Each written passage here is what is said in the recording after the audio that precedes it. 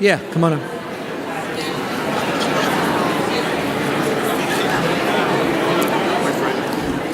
You all set? You know? Okay, great.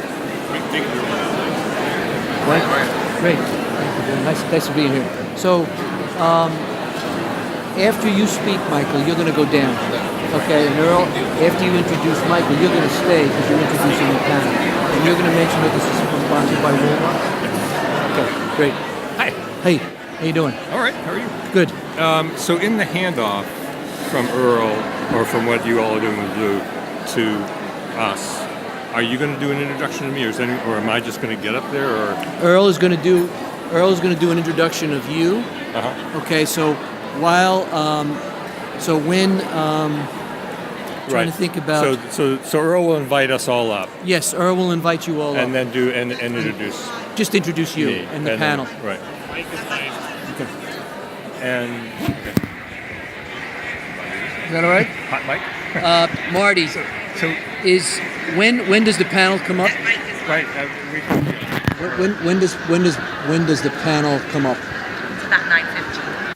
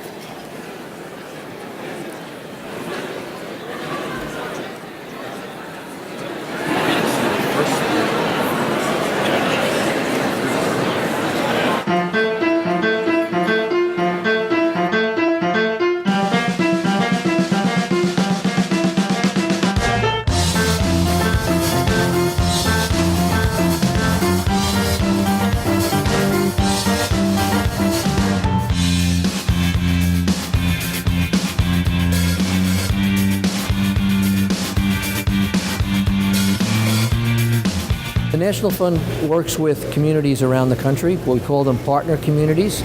We're currently in 36 communities. What we do is we help establish a regional funder collaborative, which then in turn supports the development of industry partnerships with industry in the particular sectors. And those sectors then develop plans for hiring people or upgrading the workers in their own companies. Job training works best when it really has employers playing an active role in designing what the job training looks like. We thought we really knew how to do industry-focused work, but when we got a grant from the National Fund 4 years ago, we really learned from many of the sites that had started before us how to do this work in a much deeper way, in a way to engage employers, to really lead the efforts. The National Fund provided not only the catalyst capital to really propel local investors to invest, but also provided a framework around a set of organizing principles. Allows us, again, this notion of having as many brains at the table as possible. And I think the SIP funding has helped us identify some trends, some progress, and some challenges that put us in a better place.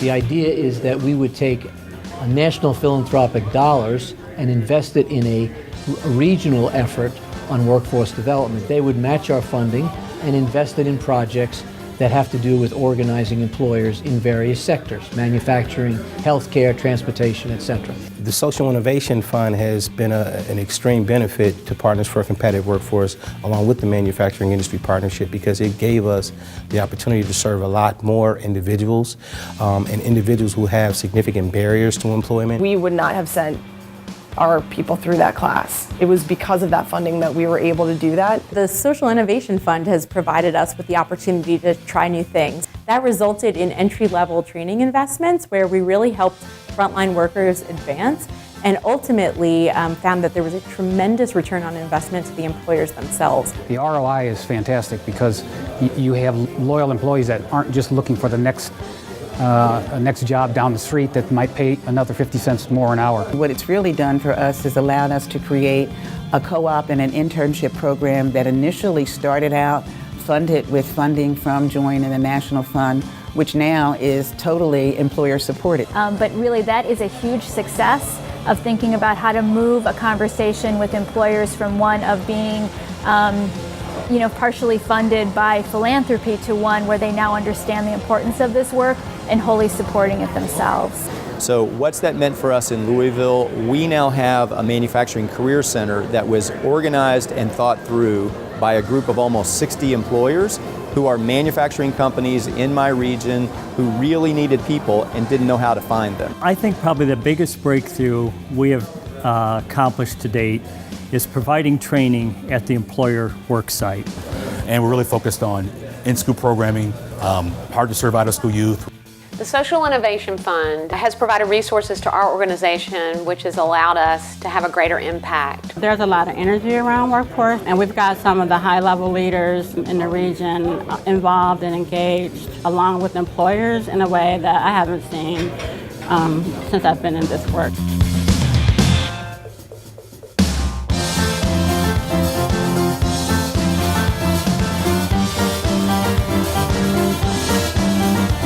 The training program has made me something that I never thought I would be. When I go out there versus someone on the street that doesn't have any training, I feel like I'll be miles ahead of them. I'm making a livable wage now, and it's nice to know that I'm doing something that I can be proud of. And the evaluation that we were able to do with the National Fund, with the Social Innovation Fund support, was critical in proving that we knew what we knew already, that this model works better than traditional job training, works better than job training that is disconnected from employers, doesn't focus on building skills, and is loosely connected to industry. That partnership allowed us to develop a strong strategy model and a discipline around which to better coordinate with our industry clusters and to track our success. Not the activities, but the real success of a system, and that is preparing people for jobs. And that's why I am confident that working together, we can take these partnerships to scale, we can help more people, we can grow more businesses, and we can build an America where everybody can punch their ticket to the middle class. Everybody.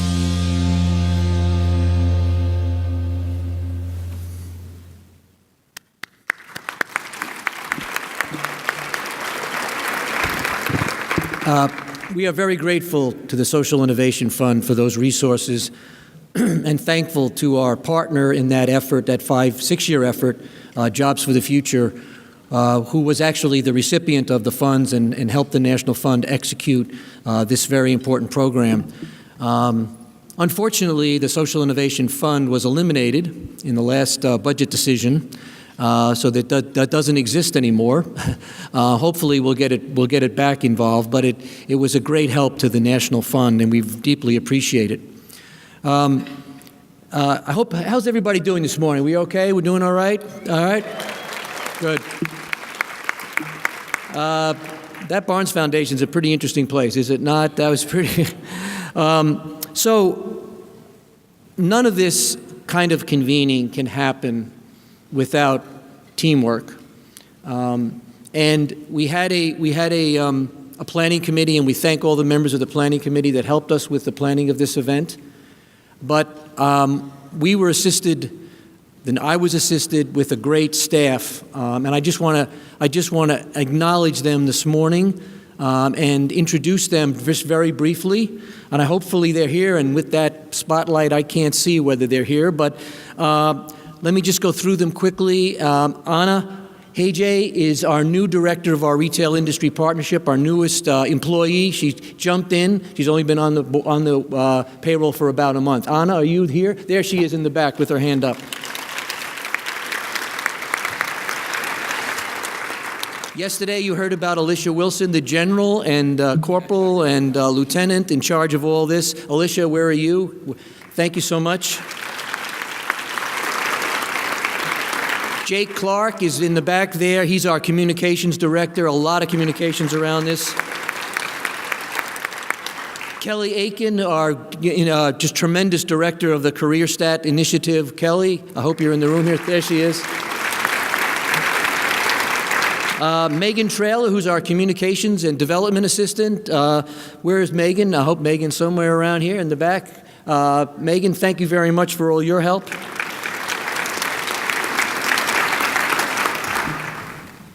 This app is because of the hard work of Michaela Romero. Michaela, where are you? There she is.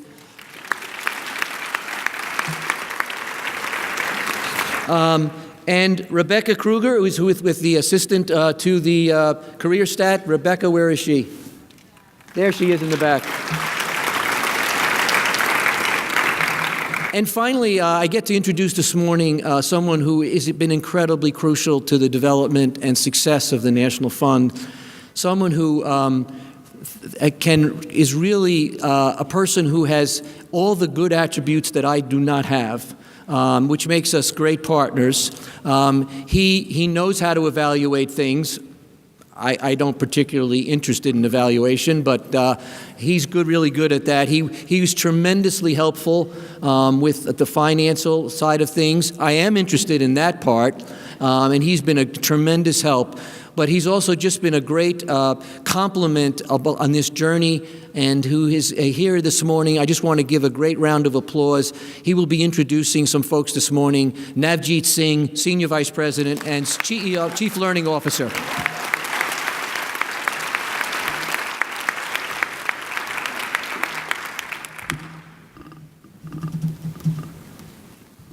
Thank you, Fred. One of the things actually Fred also wanted me to briefly share with you is what we are doing about learning in the National Fund. One of the things I learned from Pete Strange, our board chair, is to keep things simple. You know, typically evaluators and researchers, we kind of tend to get into detail. And the other thing I also learned from Pete was it's useful to have numbers to remember things by, as long as they are smaller than 10. So learning in the National Fund is as easy as 1, 2, 3, 4, 5. We'll stop at 5. Okay. Let me explain.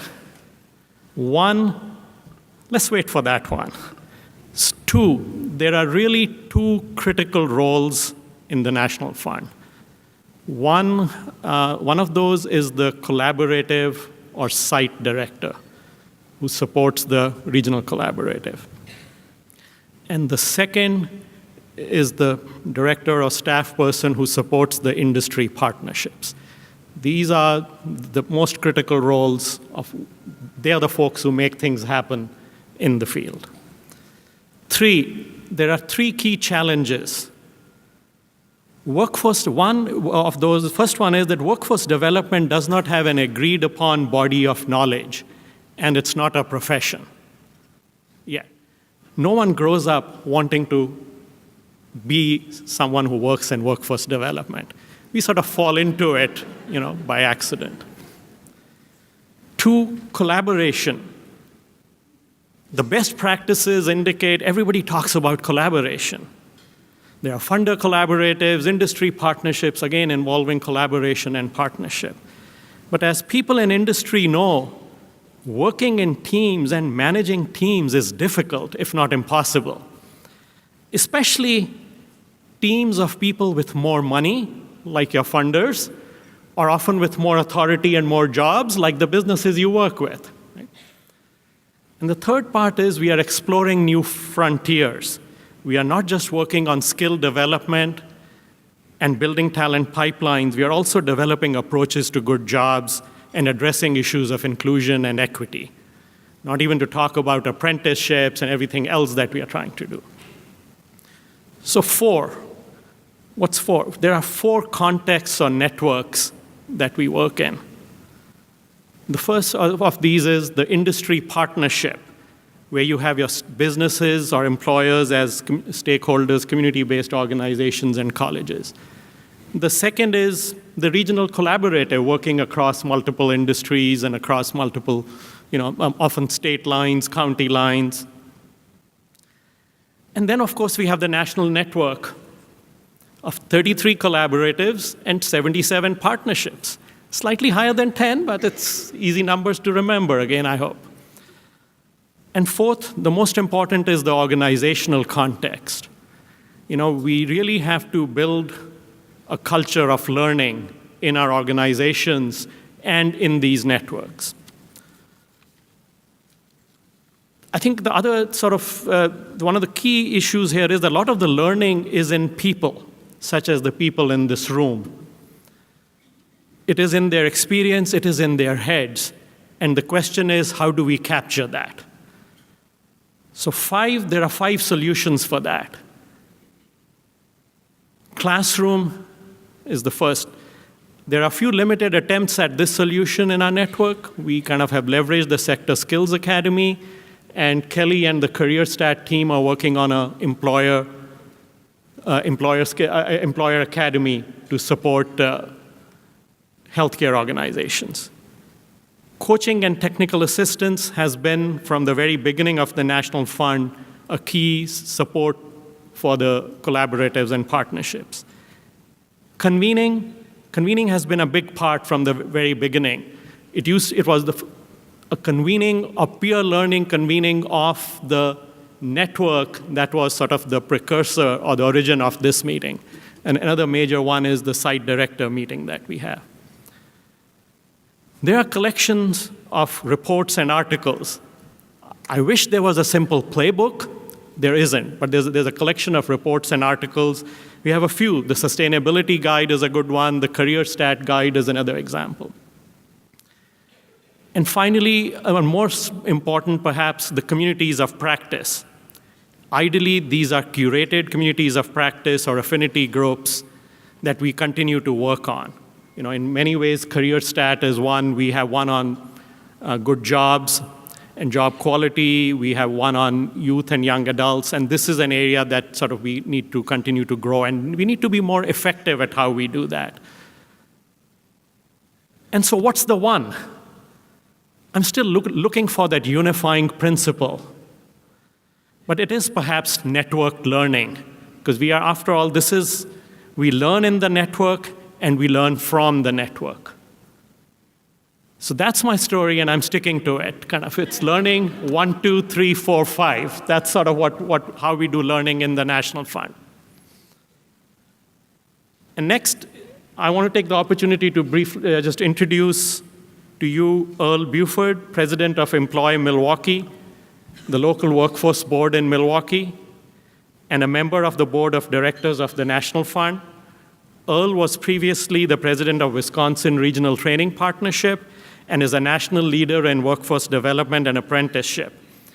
And as many of you also know, that the Wisconsin Regional Training Partnership and as a labor management committee is one of the sort of the original exemplars of an industry workforce partnership on which the National Fund is based. So with that, Earl. Appreciate it. Good morning, everyone. So I'm not much of a loudspeaker, so I always have to check if they can hear me in the back. That thumbs up, perfect. All right, we're off and running. Good morning. I'm Earl Buford, I'm President and CEO of Employ Milwaukee, also known as Workforce Development Area Number 2 in the state of Wisconsin, or Milwaukee County. You have to get very specific when you're a WIB director, right? So two quick things. One, I was asked by Fred to speak this morning, and thank you, Fred, for the opportunity. And as you know with Fred, when he asks you something, he gives you very detailed points. So I was given 5 minutes to make 3 points. One, National Fund is awesome. 2, National Fund is great. And 3, give to the National Fund. So my work is done this morning.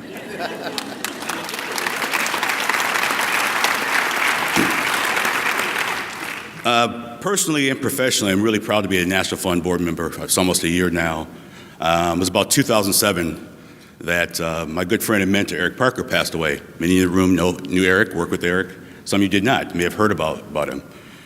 And when this happened, we were kind of sort of, not only in shock, but it was sort of a calamity for our organizations, because it's 2 organizations working together. And wasn't sure if our doors would stay open on one hand. All the while, the National Fund was starting to get kicked off at the same time. It was, if you remember back those years, it was also being a very mutually beneficial strategy. So we were all kind of nervous it was all going to fall apart. This may fall apart, but that would continue, or that we just didn't know. So the fact we're here 10 years later, celebrating like this in a room full of 400 plus people, employers, practitioners, educators, it's a pretty amazing thing. And personally, for me to be here 10 years later, the doors stayed open, WRTP is still thriving, and now I've been kicked over to the workforce board. Thank you, because there's only 2 other WIB directors here, I believe, Mike Britton and someone else, right? So, as I get into my talking points, another personal note, about 3 years ago, I took the assignment to move on to the workforce board. I was at a National Fund conference in Chicago, actually, and I ran into Bob Giloff from Casey Foundation. And you guys all know how much Bob loved WIBs, right? And he told me that I was transitioning to the dark side. No, actually his words were, "So you're going to the evil empire." That is a true quote. But I believe Bob said that for all the reasons that he's written about. But let's talk about a WIB for a second. It's inflexible, it can be inflexible, it does not move at the speed of business, lack of innovation, and bureaucracy. I mean, those are some of the things that I see a lot of heads going, yes, okay. So, but let's give yourself some credit here. Thanks to the leadership of National Skills, National Fund, and a lot of you helped put the innovation into the workforce system. So when WIOA was created, what was added? Innovation. So you should take a lot of credit in adding that. Now it's up to us as directors and as practitioners to make that come to reality. And that's something that's really key. So when you think about the 33 sites, while some are connected to workforce boards, even those connections are loose. So we have to figure a way from a WIB side how to become more exclusionary and innovative around industry partnerships while also meeting the tenets of the law. Something that's very important, something has to happen. No matter what happens from here on out, we still have a law to administer and responsibilities. And it's time we took the time to leverage that with what's going on out in this field. It's beyond time to do that. It's no longer workforce boards and everyone else. It's time to really blend the model together. I think that was the original design, blended funding model, correct? Well, here's our opportunity. You're staring in front of us, especially in light of the diminishing resources that are here. So a couple quick points I want to make around that. So this national network of organizations is vitally important in helping communities. We know that. It's time to build bright pipelines. No matter what level you're at, if you're re-entering, if you're incumbent, it's time to really blend the money together and resources to make sure there's pathways for everyone at every step. From a WIB world, when I fund a program, gets in place, it's successful from a measurement standpoint, but it's not successful. I just place someone on a $10 an hour job. What's next? Well, if we do this model correctly, the next steps are the next steps. Industry partnerships, the pathways are aligned, they're spelled out. We have to bring the resources to the individuals so that they can go from step to step into family supporting job and jobs of full quality. It's time to make that move. Second, the working in collaboration with shared values, I think our funding collaboratives become even stronger. One of the things I'm most proud of in my work the past 3 years is changing the design of our board of directors. So our tenant is 51% or more of business. We're at about 65% business on our board. We've also created industry partnerships, which, again, nothing new to you, but from a workforce system, it's almost scientific. And making sure that that's connected to and supported and connected with our local funding collaborative. So that's really important. In addition to that, I've been fortunate enough working with Department of Labor Region 5 to create an urban workforce consortium of about 12 urban workforce boards. And ideally, it started out as a community of practice, that how are we talking to each other, how are we dealing with WIOA, how are we implementing it, and we found out, wait a minute, we're not functionally working with anyone else outside of our system. We're not working with the funding collaboratives, we're not working with philanthropy in the right way, we're not even working with our businesses and their philanthropy in the right way. So that paradigm has changed in this conversation. So one of the things I want to leave with is something, I'm going to give Fred an assignment, and then we talked about this already. Our assignment is to bring the workforce boards and funding collaboratives together in a stronger way, whether it's urban or rural, but systematically it's time to bring those systems together. So Fred and I are going to start with those 12 cities I'm working with. About 7 of those are funding collaborative sites, so we're going to strengthen that relationship, and then we're going to look at others and see what we can do there. Again, sounds like a small task, but it's going to be a lot of heavy lifting to get these systems to connect, but it's more than time. I think you agree with that. So to me, that's what's next in the field. For years we talked about scale, and we never really defined what scale is. Is it a lot of people going to work? Is a lot of people sustaining work? Not quite sure. We're still trying to answer that. So I think that's what's next in our field is how do we truly get to scale, and what does that look like, and what does that affect? And I think working closer between the systems from workforce boards and you all, I think will be another step towards to getting to this elusive scale we often talk about. So one of the keys to scale is always employers and employer advocates. So I think it's time for me to stop talking and introduce our next speaker. Once I get my notes correct.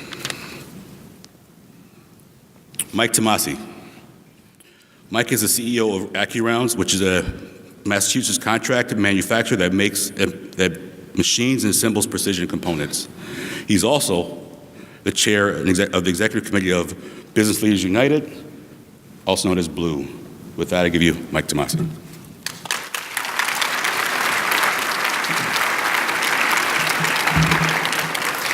Thanks, Earl. I don't know about you, but I went to bed last night thinking of Picassos and Renoirs and more Renoirs. So that was very, very impressive evening. Thank you, National Fund and Boeing for coordinating that.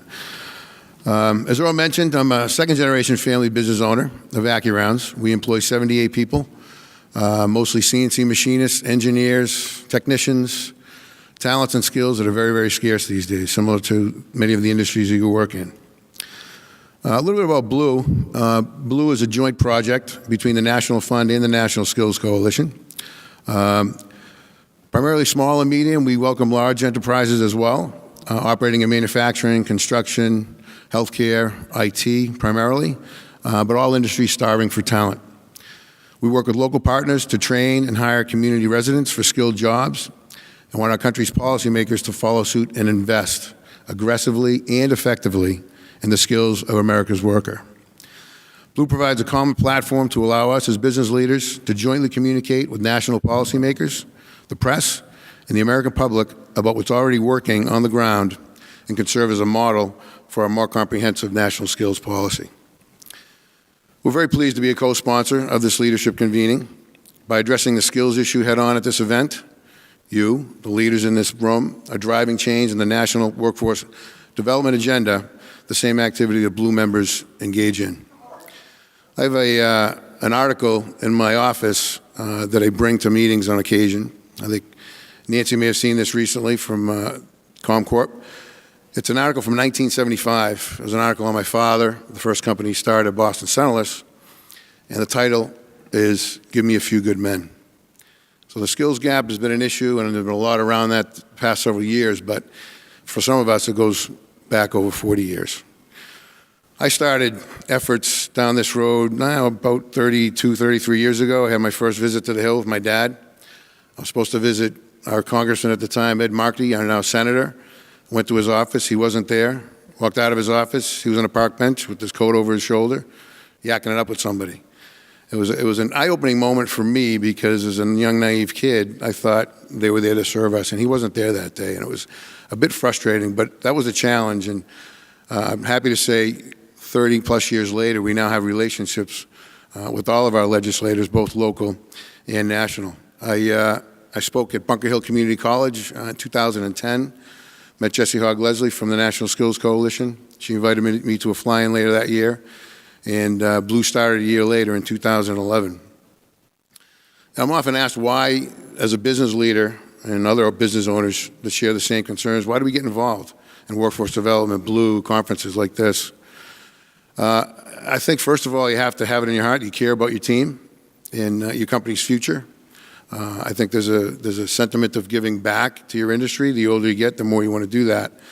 And Blue gives me a national perspective where I've been able to take back to our local regional networks and communicate and learn and grow and share from the networking, the best practices. We go down to the fly-ins at DC. We have lobbying efforts to promote workforce development, which thankfully is a bipartisan issue. And I think, if you have giving back in your DNA, you want to do this.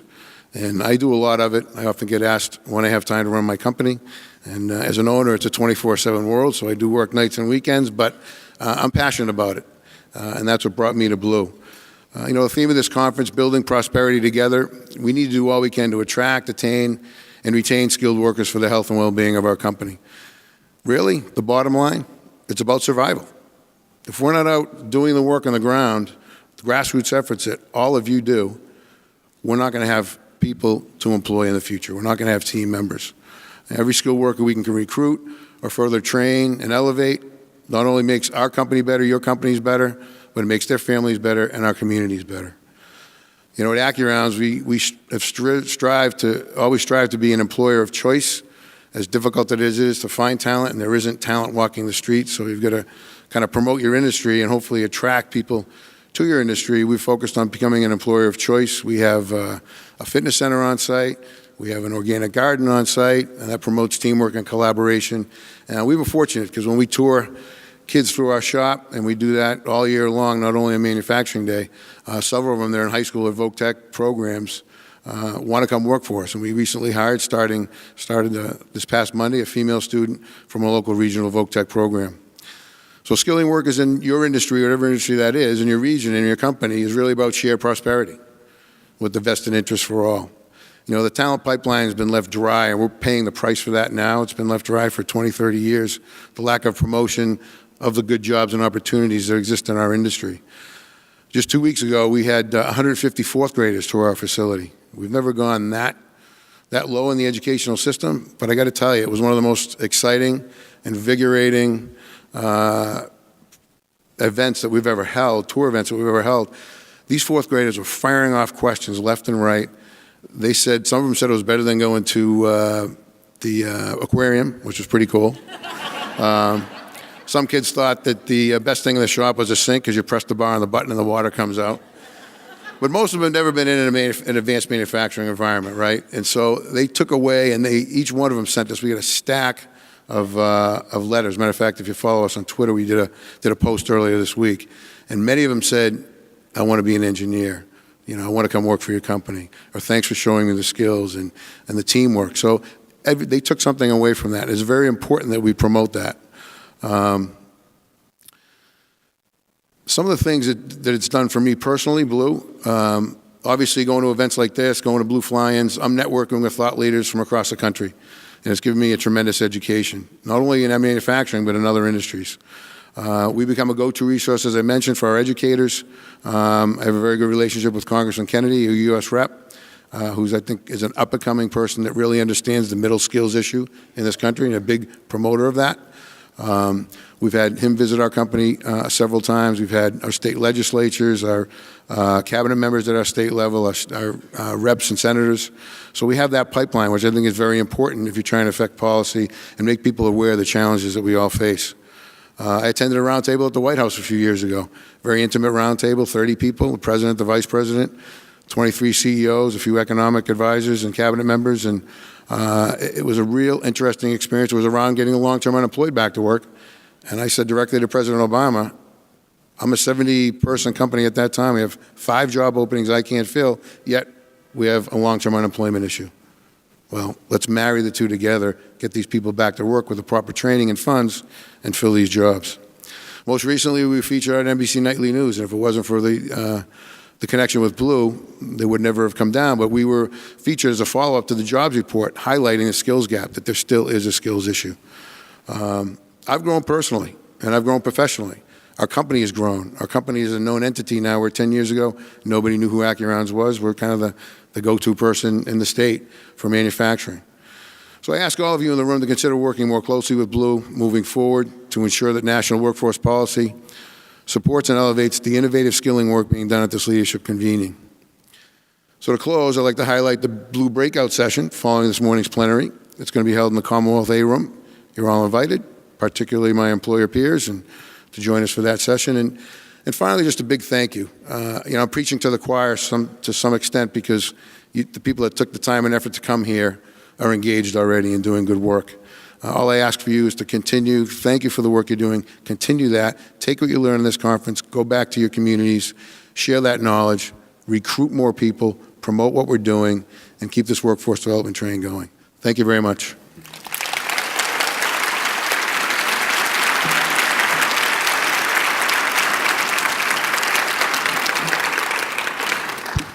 Thank you for that, Mike. I have to read my app. There we go. All right, great, got it. Well, when you introduce Steve Dawson, there's so many things to say that you want to get them right. So let's make sure we get those right. So our next speaker, Steve Dawson. A few things about Steve. Steve is a senior advisor to the National Fund and the founder and former president of PHI, the Paraprofessional Healthcare Institute. He's also leader of a cooperative home care workers alliance. And Steve will moderate this panel of 4 employers who will discuss how their companies are addressing the tight labor markets in their communities. Steve and team.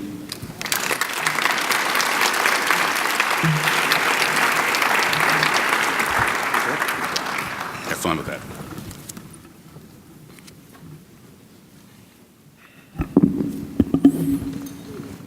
Good morning, everybody. So I've been doing this work for 45 years and working to create jobs, to create better jobs, particularly in low-income communities. And I have never witnessed a labor market like we're experiencing right now. We've never had this situation. In my home state of New Hampshire, the unemployment rate is now 2.9%. We're busing people in from Massachusetts to jobs. There's news of a nursing home in Wisconsin that's closed down because they cannot find workers for their consumers.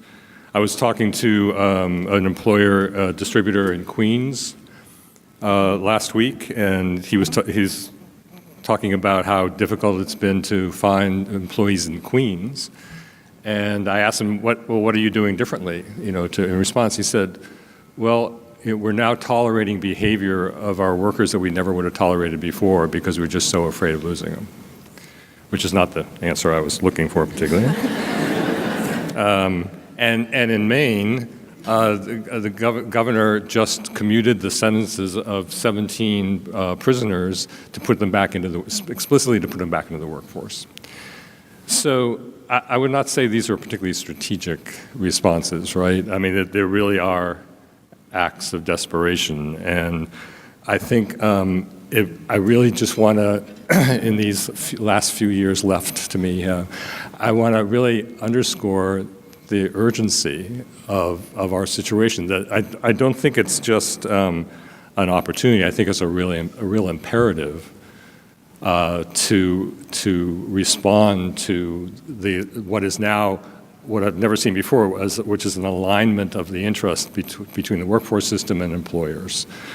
And so I want you, to take advantage of the wisdom of an old man here and recognize that we do have the chance to break down some of the myths that we've lived with for too long, the myths of that employers are only concerned about their ROI, that they're not concerned about the people that they hire, or that they're not concerned about their community, or that the workforce system, folks in the workforce system aren't smart about business and don't understand the business issues. But that's just not true anymore. It never was. And so I was preparing a much longer speech, and it was brilliant actually, and there's flashes of insight and humor, and but then I was also calling around to develop the panel here and having these incredible conversations with the 4 employers that have joined us. And I was supposed to only choose 3, and I just couldn't, because each of the individuals with us here are being strategic, are ahead of the curve. And I've told them that, if you do the same thing consistently long enough, then the cutting edge comes to you. And I think that we've got this opportunity to hear the stories of both the communities as well as the businesses, as well as what each of the employers who you'll hear from now have been doing for quite a while to successfully respond to the challenges in their labor market. So we're going to do it a little bit differently this time, in that we're going to ask each of the panelists to talk for 8 or so or 10 minutes. And then we're going to allow or have a chance for you to ask a couple of questions for each one. So I don't want you to relax too much. I want you to be, pay attention and to be ready to have a couple of questions ready for them. So that way we can get into each story and you won't be sitting back for an hour. So we're going to begin with Alejandro from Optimax, and it's in upstate New York, and he's going to tell his part of the story. Thanks, Steve. Good morning. Can everyone hear me okay? I'm live, I'm working. All right, so again, my name's Ali Mendoza. Say again, you can't hear me? Yeah. If I got to do something with... beautiful. All right, so thanks for being here. This has been, again, an incredible week, and it's been eye-inspiring for sure, and there's a lot of unique things going on at Optimax that I'd like to give you some insight on as far as what's working for us. So Optimax, again, located in Rochester, New York, along the southern shoreline of Lake Ontario, kind of between Buffalo and Syracuse. A privately owned company. We've got about 300 employees, and we make precision optical components for research, for industry, the aerospace industry, defense, medical, semiconductor. We're kind of a job shop from the standpoint of we build to print. We don't have a catalog of optics that we make, but we have the technology and the know-how to make them very quickly. We're known for making all of the optical components on the Mars rovers, the Pluto New Horizons satellite system. So any of those images that you're seeing coming back of Mars and Pluto were made by really cool technicians in our company.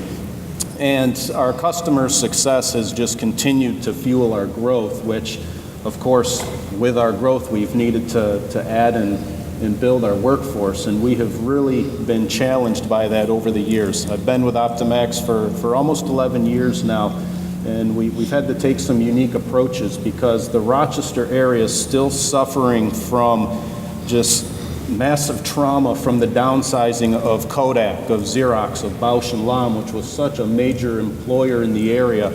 And there's this fear. There's this fear of manufacturing from parents to recareering adults to the systems that are in place. And it's been really challenging because Rochester, New York is one of the optics hub in the Northeast, where from an educational standpoint you can get a certificate to PhD as well as the talent pool. You would think it would be monumental with 3 big firms like Kodak, Xerox, and Bausch & Lomb that have imaging backgrounds now having all of these candidates, and we've been struggling with that. One of the positives of the evolution of our region, though, has been no longer having just these sole vertical integrated industries where there's all of these different sprout-ups that are occurring now. And that's how Optimax formed in 1991. And we have continued to see this rise in the optics technology and investment in our region, which again has continued to help fuel our growth. So now we're at a point where going out to the community college isn't generating enough skilled employees or employees that would fit within our work environment. To be a technician and to make precision optics, you need a pretty heavy engineering mindset, but also a really heavy artisan element to being able to process this. Our work environments are broken up into cells. In each one of these work cells, the technicians are responsible for carrying out the process from start to finish. Again, we do low quantity, but real high quality stuff. So a typical component job to us may be 10 pieces to 25 pieces. And granted, each one of these components can range from a couple $1,000s to $40,000, $50,000 a piece. And what we found is that we didn't have enough of the right people coming in. So we took a deep dive into our workforce to figure out, all right, who are these folks and what is it that makes them so successful? And what we found is that we have a workplace full of artists, what I loved yesterday, musicians, chefs, tinkerers, gamers. So those of you that are parents that keep telling their kids to get off of their technology and to stop taking things apart, encourage them that advanced manufacturing and optics may be a really good career field for them, because we are now aggressively reaching out to those candidate pools to bring them in, and we found that the correlation from the hand-eye coordination, the dexterity, the visual ability to process something from start to finish, just that intrinsic drive to want to understand how things work is complementing what it is that we need, and it works really well in our work environment. So we've identified this new candidate pool that prior to we were taking the traditional route of going to the vocational centers or the community colleges just to look into the technical programs, but the graduates were taken up pretty much immediately. So that's one thing that we've really learned that has been really advantageous to us. Different candidate pool. If you haven't tried it out yet, I would encourage you to do that. Another thing that has worked is our commitment towards streamlining and getting more involved within the high schools. And I'm talking about internships, I'm talking about co-ops, job shadows, show and tell type of interviewing. These are all methods that we found can be very effective with taking the time to understand what motivates someone, but also getting to understand, is this the type of environment for them? For every 100 employees, every 100 full-time employees we have, we commit to having 5% of our workforce in the form of an intern, job shadow, or a co-op. So with 300 employees, we want to have at least 15 to 20 interns, co-ops, job shadows year-round, and it's something that has created a really good opportunity to continue pushing into the school systems, which we're now getting the technology teachers, the music teachers, the art teachers that are providing us with these candidates and students that wouldn't think otherwise that advanced manufacturing in the optics industry would be a good choice to leverage their likes, but also a good career opportunity to make some good money. So we've found that engaging the youth, it's a fundamental. It's been difficult. We've had to bring in plenty of tours. We bring in a few hundred people a year, and that includes students, educators. We're also getting parents and encouraging them to come into our facilities to better understand the nature of advanced manufacturing, what these environments look like, and the outcomes of this are continuing to demonstrate that we're growing. We have about a 5 to 6% turnover rate, and the workforce is having a lot of fun. So Can you talk about just the job quality itself, or what you've done differently in terms of your job itself as the way to... So the job, you know, we had traditional manufacturing where the technicians were responsible for one element of the process. They would process one part, they would move it on to someone else who would do the next, they'd move it on to someone else who would do the next. And we found that we were making costly errors, not finding them till the end, and ruining really expensive components and products. So we've continued to evolve into a lean manufacturing organization, which, for those that don't know, it's a mindset and it's an approach to doing things. So the individuals and technicians now have the responsibility to learn all of the functions within their cells. And the complacency is extremely low. It allows them to learn this diverse set of skills, but also to continue to transition throughout the organization. So the cross-training and the upskilling requirements are ongoing and a heavy investment within our workforce. Let's open it up to any questions from the audience. We got microphones running, so. I'm just curious how you got to the answer that the employees that were successful were artists, tinkerers, etc. Repeat the question, sir. So your question is, how did we figure that out?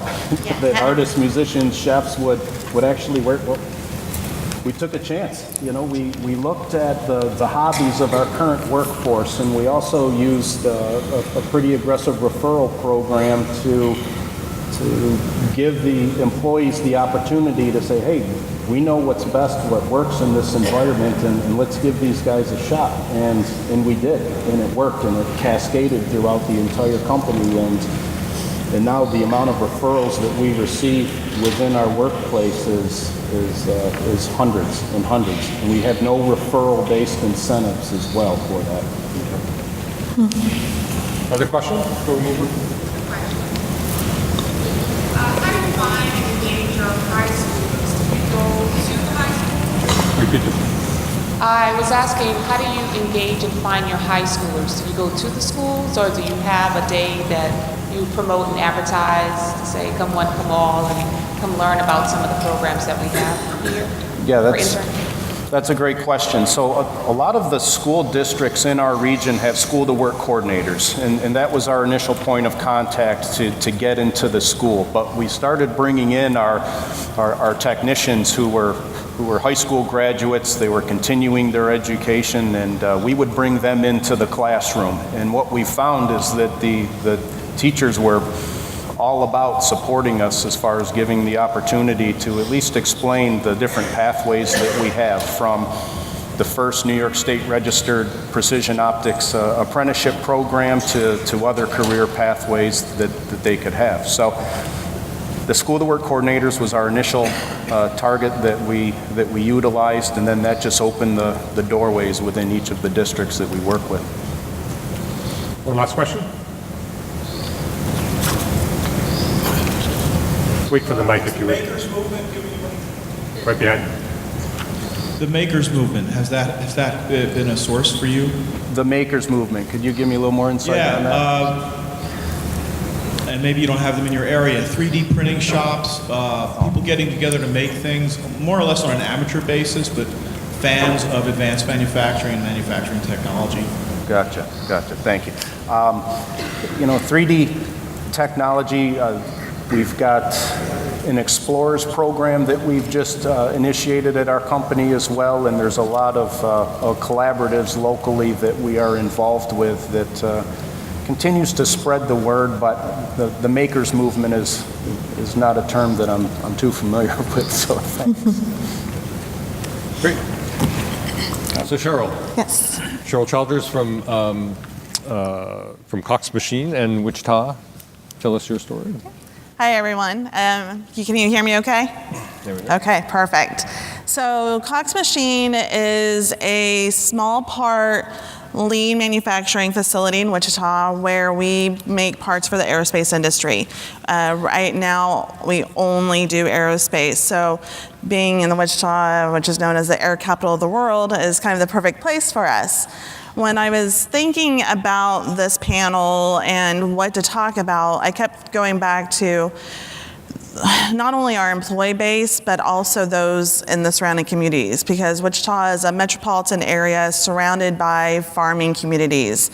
We tend to be very proud, hardworking people that we don't mind getting our hands dirty if we need to do that to complete a task. We're very goal-driven, it seems like, and we see those same skills in our employees.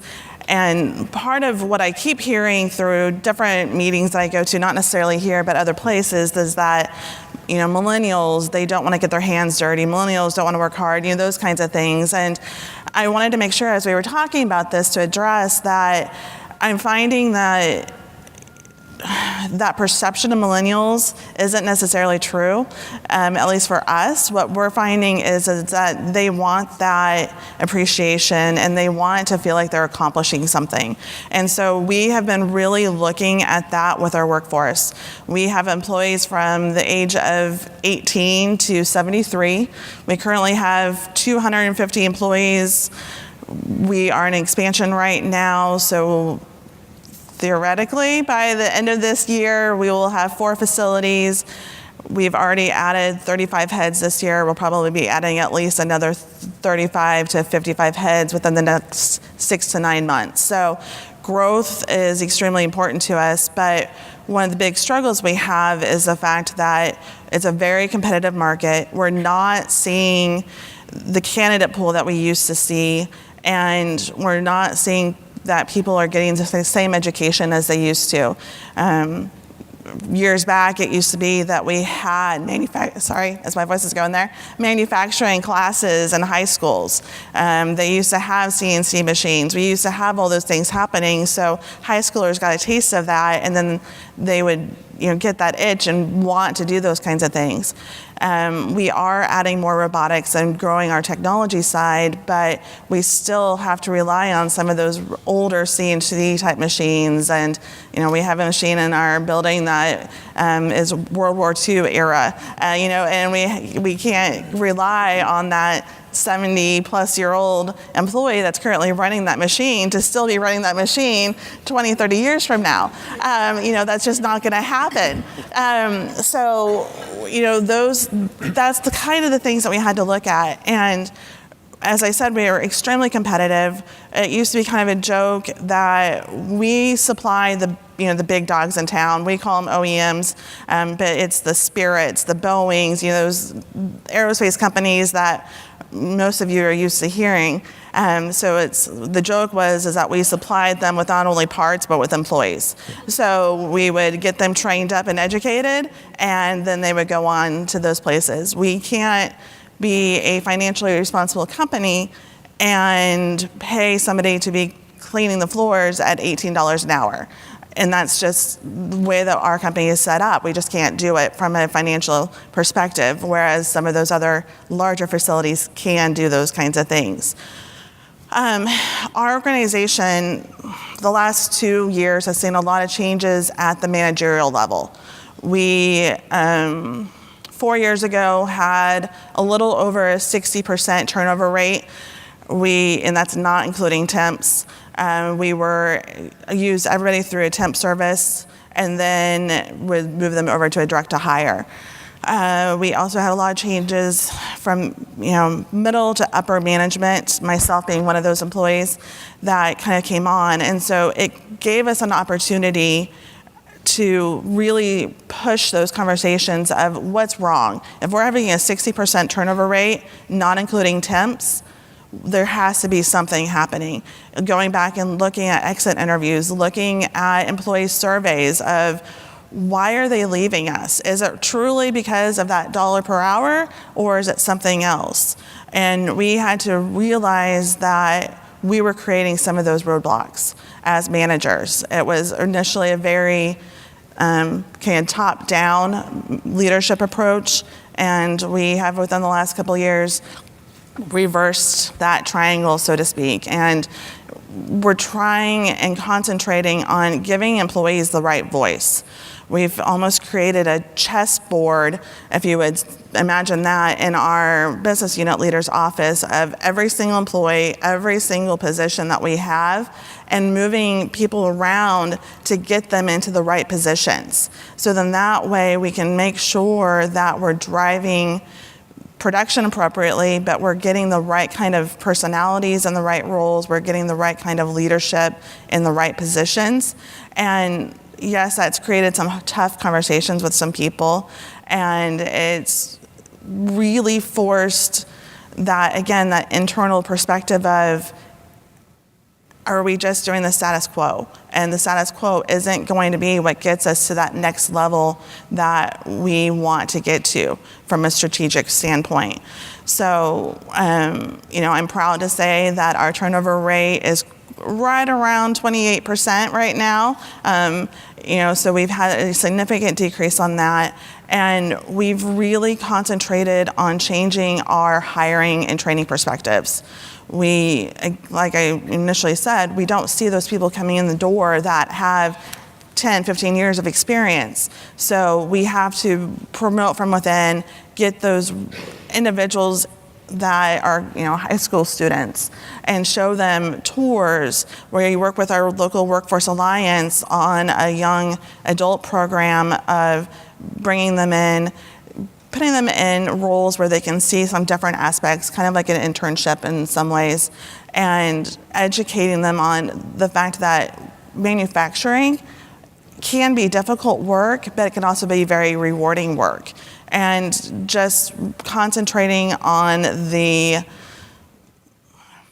trust and relationship building, I guess, would probably be the biggest things that we've been doing, and it's working for us. So no, I don't think everyone should go out there and have a big shakeup on the managerial side, but what we do kind of recommend doing is going in and having a shakeup of those kind of conversations and create some of those fierce conversations with your senior leadership teams, with your management teams, and with the employees that are on the floor that are doing the work, because they're the ones that have the most ideas. Perfect. Okay. Let me quickly ask, were there some in your leadership team that was resistant to Absolutely. the idea? Absolutely. And how did you deal with it? So we ended up, human resources position changed, our production manager at our largest facility, our business unit leader at the largest facility, our quality director, I'm missing two, the president of the company, who is also our CEO, stepped down. He's still CEO, but he's no longer president. His son is now the president of the company. I mean, it was one of those things where it was a huge, we have some people that are looking at 25, 35 years of experience in our leadership teams and then also on the production floor. So to have all of this happen so fast within 3 months of each other was quite a change, and they were comfortable. We get comfortable. We don't like change, generally speaking, and we had a lot that said, we've already done that, it didn't work, try something different. Well, let's try it this time and see what happens. We, as managers, just said, if I fail, I fail. But at least we've tried it. And our employees have seen that too, so they've been more willing to come up with ideas and say, hey, why don't we try this? Hey, it could fail, but let's try it and see what happens. And that gives them that confidence. So questions, folks? No? Hard to see. I can't see anybody. Okay. Maybe I'm free. Okay. Kathy? Questions? Nope. Okay. Patience? Oh, over here. There we go.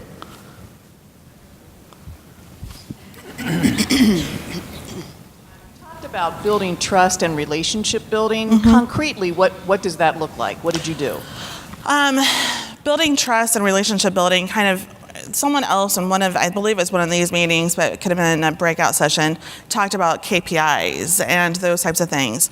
We changed the way that we were doing KPIs. It was no longer the managers having the meeting and then sending out a notice of what happened. It was taking the time from the production floor, bringing every single employee into those conversations, talking about numbers, talking about production, giving them the real data, and letting them give feedback. Why is it that our scrap level was up this month? Why is it that we weren't seeing the profit margins that we were expecting to see? And that started the process. Really pushing towards not having those managers that are sitting in their offices, but are getting out on the floor and interacting and having conversations. We had a meeting earlier about the fact that, I'm not necessarily one to go out and talk about really personal stuff with my employees, but they know they can have those kind of conversations with me, and I'll share a little bit and interact with them, and we can laugh and joke. And I'm a huge football fan, and so having some of those kind of conversations throughout, it just makes it more relaxing. And we're no longer those people in those offices. We are the ones that are there with them. If they see you cleaning the bathroom because there's someone that, yes, we do have a janitorial staff, but, if our janitor's out for the day and you're the one that's cleaning the toilets, then you know what? That makes you more of a human being to them, and there's no longer that separation. Any other questions? So Kathy? Kathy? Good. So Kathy Jewett from XLT, also from Wichita. Yes, my name is Kathy Jewett, and I'm the HR and Finance Manager for XLT Evans in Wichita, Kansas. And our area, we have about 390,000 in Wichita population, with a metropolitan of around 640,000. So that gives you a little bit of idea about size. And like Cheryl said, we're a city with farm communities around us. We also are known for our messed up state politics. I'm sure you've heard about it. It's it's infamous, and something that we hope to correct with this next election, I'm hoping. XLT Ovens is a manufacturer. We design, engineer, and manufacture industrial ovens that are mostly used in the pizza industry. So let me see the hands of people who have had a pizza from Little Caesars, Pizza Hut, Domino's. Let's see, keep going. Okay, all right. We manufacture these ovens and send them to over 75 countries. We're one of the largest exporters in the state, even behind all the aerospace. And we just quietly have a 200,000 square foot facility that we're busting at the seams out by the airport. And we're building a second facility of up to 1 million square feet as a second facility out in the western part of our county. And we have, our number one principle is to have fun. And so that helps us with our culture right off the bat. Our vision statement is, we are the solutions provider that helps our team members and customers meet and exceed their full potential and thrive in an atmosphere of success and excellence. Nowhere in that vision statement does it say anything about profit, about production, about ovens, about pizza, about the restaurant industry. But if we take care of, first of all, we say we take care of our team members first. You know, when you're on the airplane, they say put your oxygen masks on first before you put it on someone else.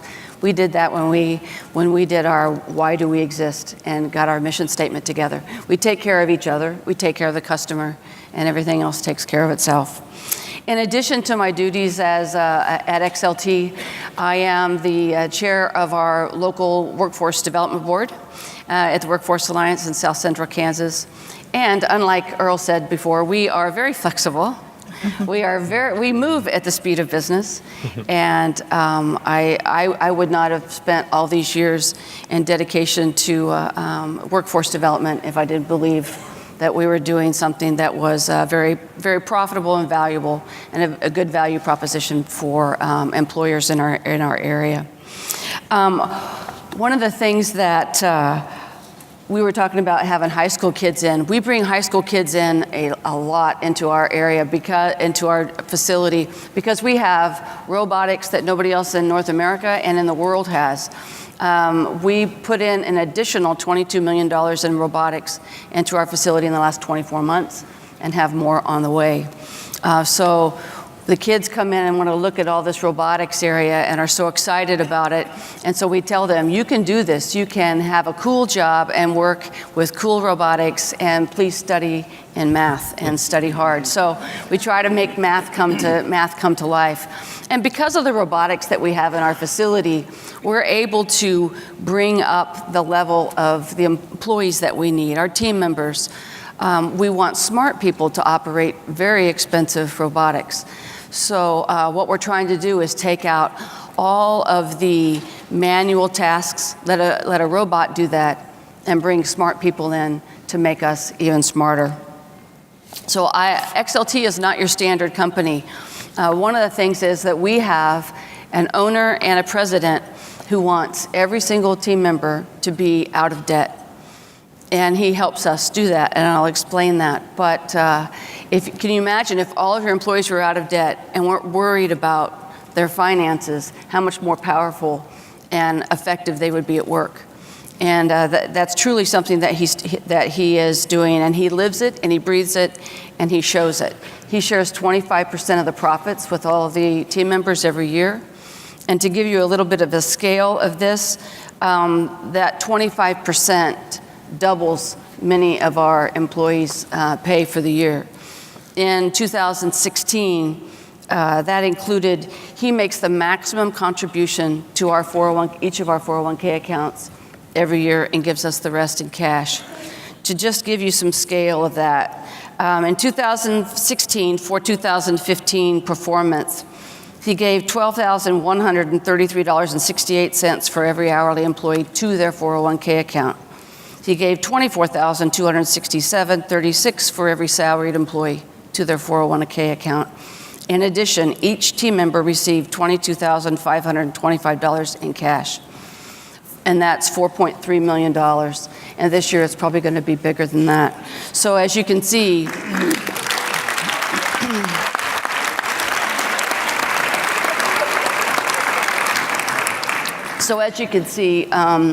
he walks the talk. And he lives so frugally, you would never know who he is. He contributes all of his 75% right back into the business. He drives a Ford 350, F-350 diesel with 350,000 miles on it.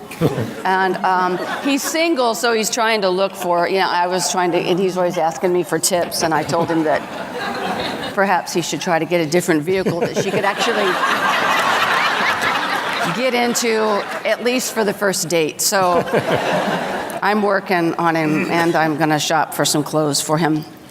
So, but that just tells you, he's such a family guy, and he wants, I bring my dog to work on the weekends especially, and I'm a big football person, but I'm also a huge dog lover. If anybody, and I had to turn my phone off because it barks when it rings, so I had to turn it off over here. But that's the kind of company that we want, and I think one of the most important things that we do that's different is that we want people of character, and we look at that above skill. We do what's called hiring on a whim. WHIM standing for work ethic, humility, integrity, and maturity. And those are things that are in the fabric of the person, no matter what their age is. It doesn't matter where we live in the country. Who doesn't want people with those kind of qualities as their employees? Isn't that the kind of team member that you want working next to you? And that's what we concentrate on. And so I approach HR quite differently. This is my 30th year in HR. I've been with XLT for 2.5 years, and I am so happy to be there. And it's changed me as a person, and it's allowed me to show my skills and my experience and my faith through my job, which is something that's really, really important. So we dig deep for talent. We vet character. And people say, how do you do that? How do you find people of character? Well, you ask them. We don't do a hurried process of finding people. We have lots of conversations. And those conversations are around skill, but then they focus on character. If you ask someone in a conversation, in an interview, what is integrity? Well, somebody can define it, but what is integrity? How do you display it? And what do you do when somebody around you does not display integrity? You can't make up that answer. And we ask a lot of questions around that. Our leaders, all of us as supervisors and managers, are expected to show even more character than the people that are on their team. We focus on courage, humility, integrity, selflessness, duty, and positivity. The cornerstones of which are courage and humility. Everything else is built around that. And this is the book that I didn't write it, but this is one of the best books, and it's called Becoming a Leader of Character. And this is how we developed our foundation. As you can see, I'm an active reader, so you can see that for sure. What's that? We should let some people ask some questions too. So. Okay, all right, and because it's how we are is who we are. So that's what we're doing, and that's what we're doing that's a little bit different. Great, thank you. So we got some questions from the audience. Yes. What is your turnover rate? Our turnover rate is around 15 to 20%.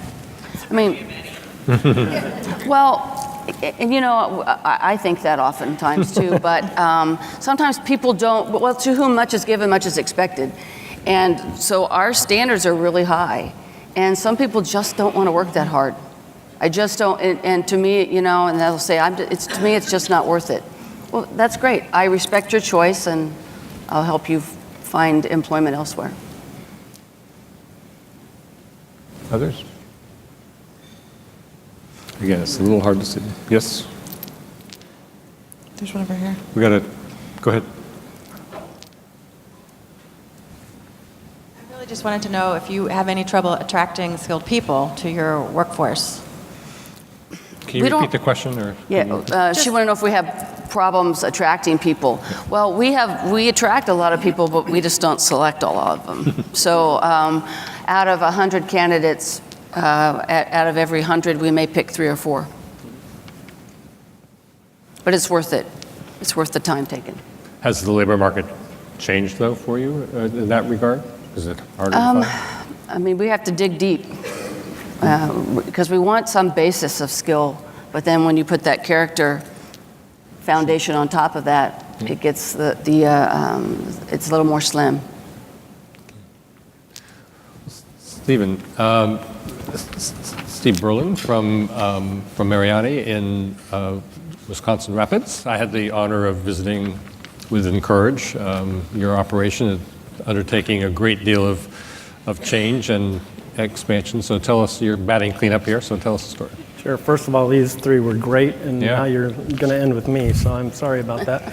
But before I get started, I want to ask one question and get the audience involved. Is how many of you realize that Wisconsin's the #1 producer of cranberries? I know that. Not bad. Wisconsin not bad. folks. Nice. We actually produce about 57% of the world's supply of cranberries, and Wisconsin Rapids is right in the heart of cranberry country. So Mariani is a 4th generational family business located in Vacaville, California, and they are the largest single-source dried fruit company in the world. And they produce raisins, prunes, apricots, cranberries, of course, and now mangoes out of, they just started a venture in mangoes. So the 2 scoops of raisins in Kellogg's has been Mariani's for the last 30-some years, and if you've seen, they have Kellogg's Raisin Bran with cranberries in it, and those cranberries come from our facility. So I manage the Wisconsin Rapids facility, which is, we only make sweetened dried cranberries and cranberry concentrates. And our story is we've had a lot of growth, and we're going through some growth right now.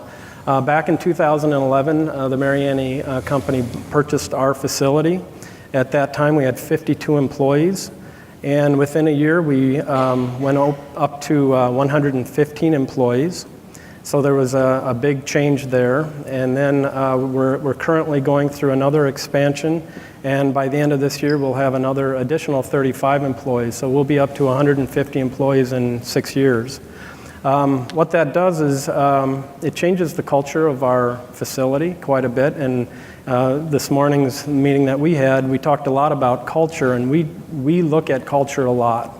And when you grow so fast like that, you just want a body in there. We don't have the luxury to pick and choose when you're growing so fast, and you just bring bodies in.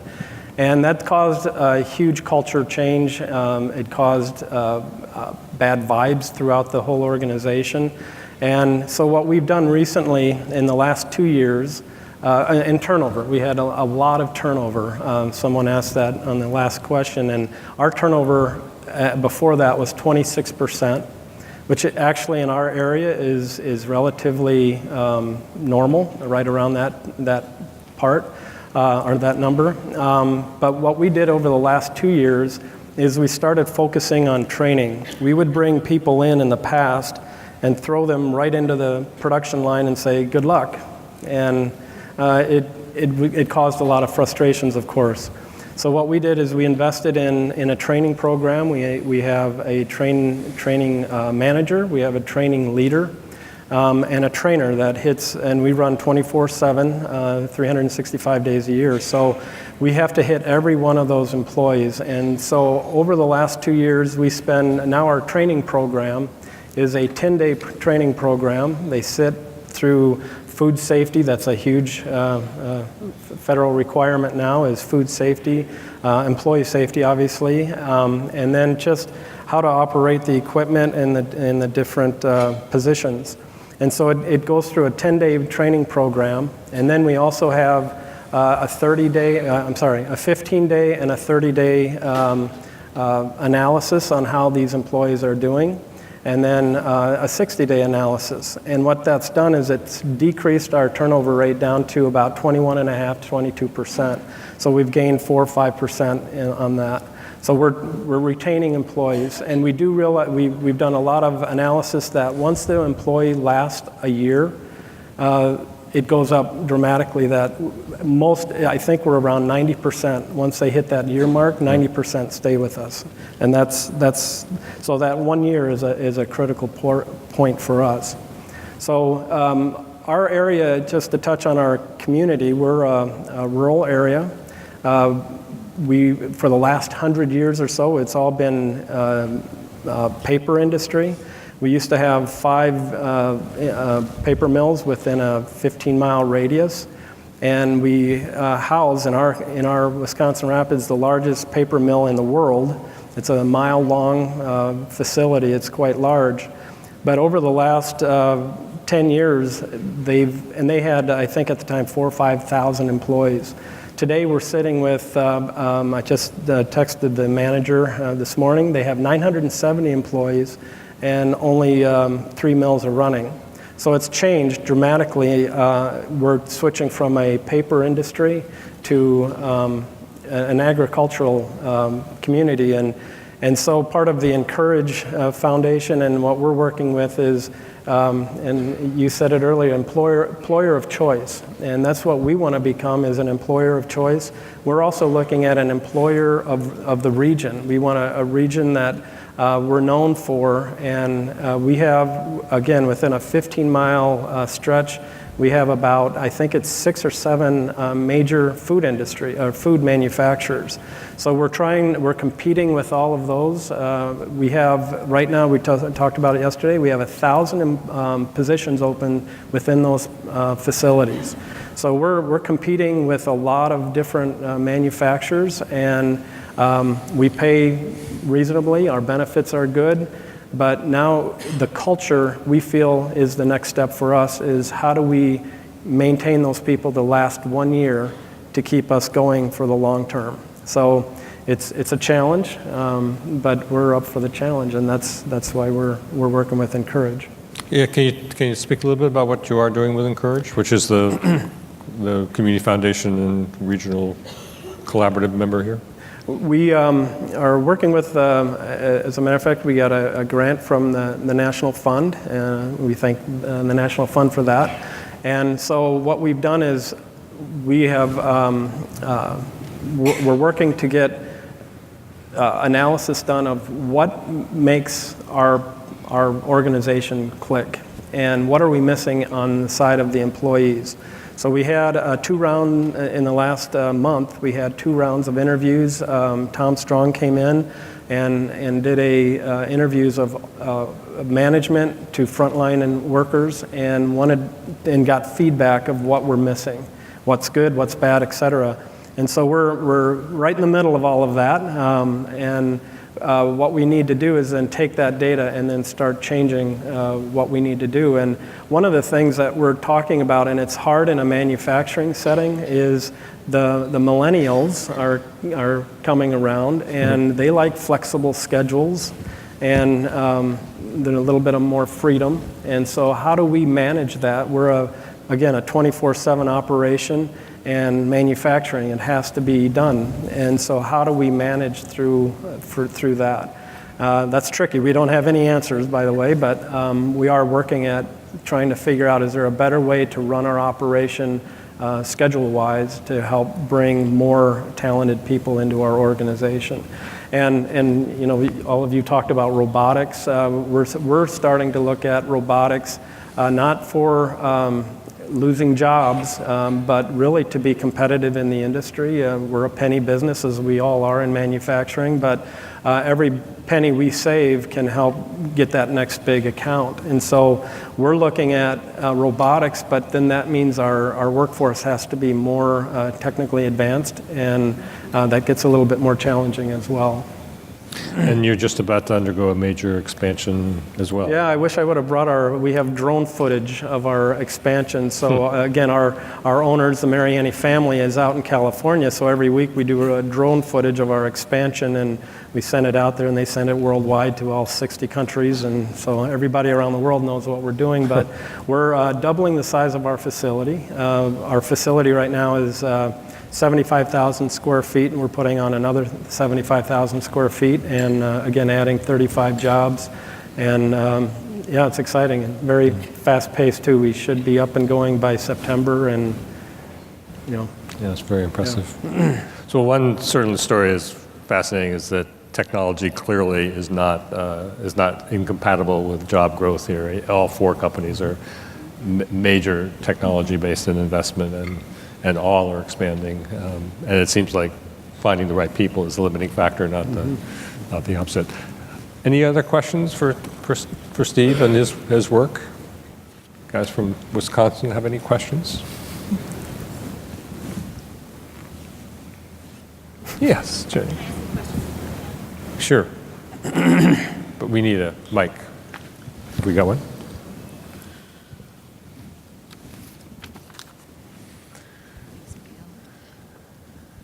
It's so impressive to see that all of you have such a pulse on your workforce and the needs and the culture and the shift that you're all going through. And I'm curious if you could talk about how you're communicating that in terms of ROI or value to the leadership within the businesses that you're all leaders within. Start? Sure, I'll start. So the leadership at our company is just getting the heck out of the way. And they're saying that the way that operations are running, the way that the employees are providing feedback. We've received, again, an employer-driven best companies to work for the past 4 years in a row.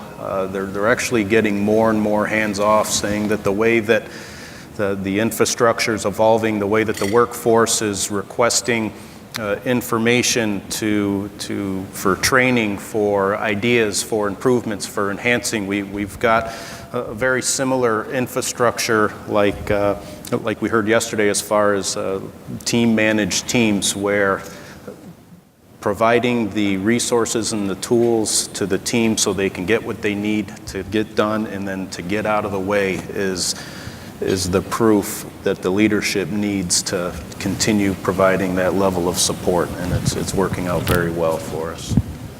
We're also kind of in that mindset right now. It's taken a little bit of time to get there, but with us, we've added positions that was really kind of, especially, higher paid positions, when we were trying to be super competitive and doing different things, bringing on extra managers and leaders was really questioned at first. But we've been able to show that our production and our profit margins have been exceptional the last year and a half, 2 years, since we've started making some of those changes. And we've been lucky on the fact that we basically had a sit-down conversation with our senior leadership team and said, let us try it, and if we mess up, you can slap our hands, do whatever, but let us at least try some different things. And they've just stepped back and said, okay, we'll let you do it, and it's worked phenomenally for us. And that return on investment, I've done the whole analysis on the cost of turnover and all of those different things, and created PowerPoints and all that different stuff to say, this is what we're spending on the turnover. This is what we're spending losing people. Why don't we invest in the training? Why don't we invest in putting the right people in the right positions and see how those numbers line up? And it's been working very well. I think for XLT, obviously we're very transparent in that that profits are shared, so we're very transparent. And really what we're doing is to say that investing in people is the way to go, and that we have to live by example as leaders. If they don't see us as being people of character, then they have no reason to do the same. And we want this investment in people to be very, very transparent, so they understand really how much we're investing in them. And there's a saying that I love. It said that a CEO or CFO asks a CEO, what if we invest in the development of our people and they leave us? And the CEO asks the CFO, what if we don't and they stay? So that's pretty much why we do what we do. Any other questions? Oh, do you see me? Yeah, Yes. I would echo what Cheryl said is we would see it in production. So we actually just went through a change in we have 4 shifts, and one of our supervisors was always the poor performer, if you will.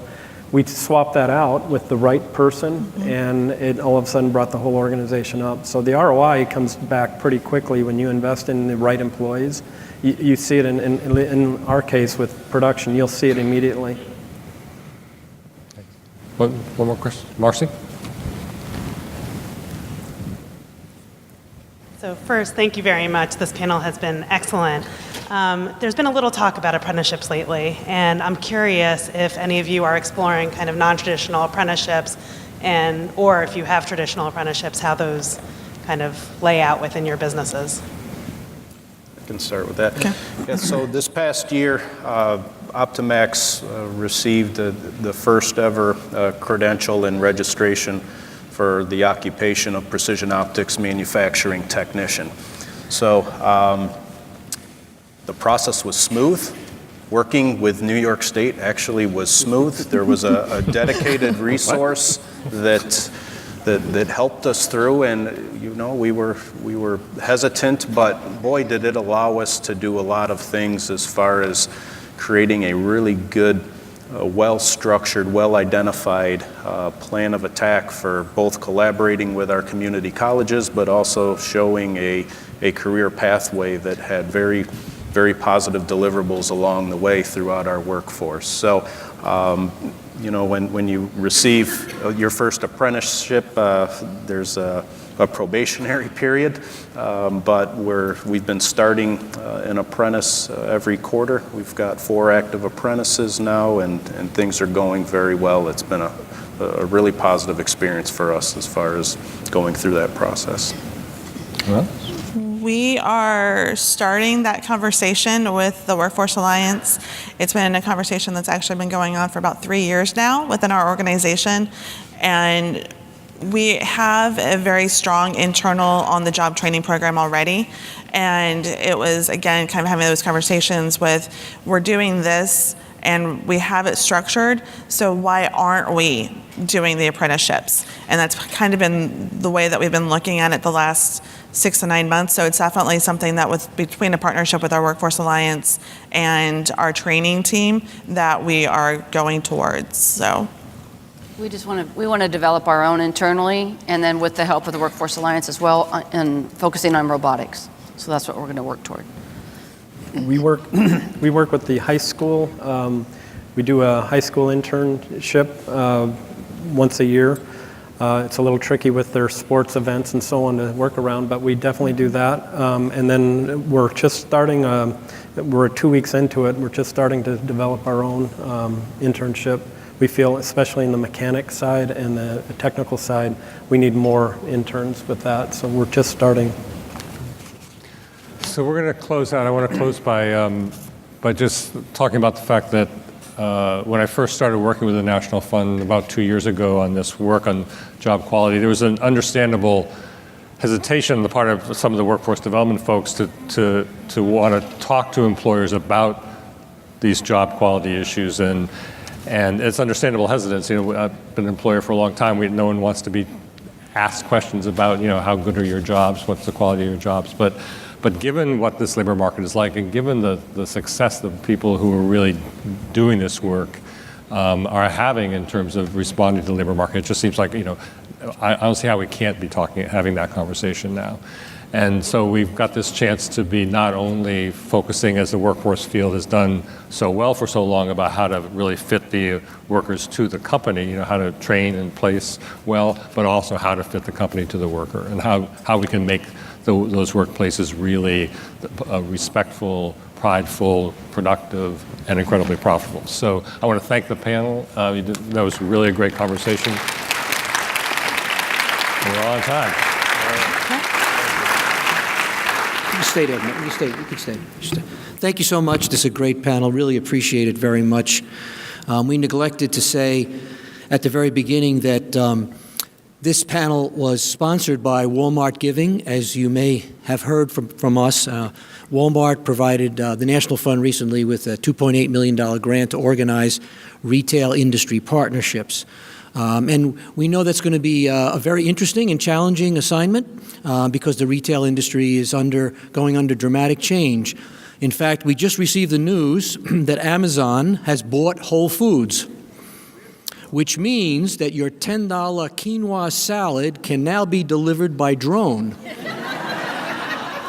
Okay, looking forward to that. All right, so we have, our workshops are supposed to begin at 10:45, so we've got about 10 minutes to get there, so please don't dilly-dally too much, but we can start just a little bit late and then come back here, 12:15. We're going to have a buffet lunch, so that way you can have, as much as you want to eat. You don't have to be scrimping on that.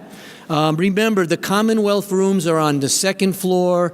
The Congress rooms are on the fourth floor. Thanks, everybody. See you at lunch.